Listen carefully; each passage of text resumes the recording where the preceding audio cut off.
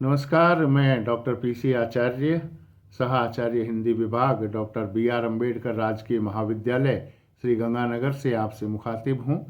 हम चर्चा करते आ रहे हैं आधुनिक काल की और उस काव्य धारा की जिसमें तृतीय उत्थान की प्रवृत्तियाँ केंद्र में रखकर आगे बढ़ा रहे हैं हम हमारी बात को।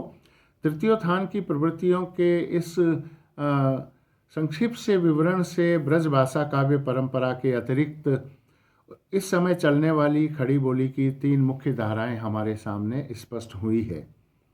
पिछले व्याख्यानों में हमने जो चर्चा की थी उसके आधार पर जो तीन मुख्य धाराएं उभर कर सामने आई, उनमें द्विवेदी काल की क्रमशः विस्तृत और परिष्कृत होती हुई धारा, छायावाद कही जाने वाली धारा तथा स्वाभाविक स्वच्छंदता को लेकर चलती हुई धारा, जिसके अंतर्गत राजनीतिक और सामाजिक परिवर्तन की लालसा व्यक्त करने वाली शाखा भी हम ले सकते हैं। ये धाराएं वर्तमान काल तक चलती आ रही हैं और अभी इतिहास की सामग्री नहीं बनी हैं। इसीलिए इनके भीतर की कुछ कृतियों और कवियों का यहाँ पर संक्षिप्त सा उल्लेख किया गया था। इनके बीच मुख्य भेद वस्तु विधान और अभिव्यंजना कला के रूप और परिमाण में है, पर काव्य की भिन्न भिन्न धाराओं के भेद इतने निर्दिष्ट नहीं हो सकते कि एक की कोई विशेषता दूसरी में दिखाई ही न पड़े। जबकि धाराएं साथ साथ चल रही हैं तब उनका थोड़ा बहुत प्रभाव एक दूसरे पर पड़ेगा ही।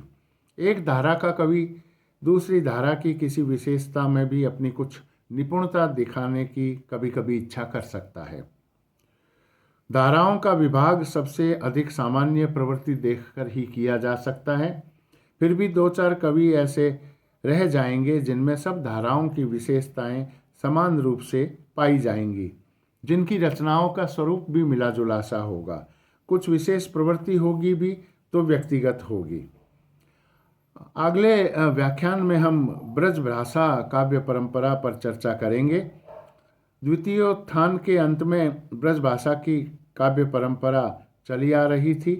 खड़ी बोली का चलन हो जाने से अब ब्रजभाषा की रचनाएं बहुत कम प्रकाशित हो रही थी, पर फिर भी देश में न जाने कितने कवि नगरों और ग्रामों में बराबर ब्रजवाणी की रसधारा बहती चली आ रही। इसी को केंद्र में रखकर हम अगले व्याख्यान में चर्चा करेंगे। तब तक के लिए बहुत बहुत शुभकामनाएं।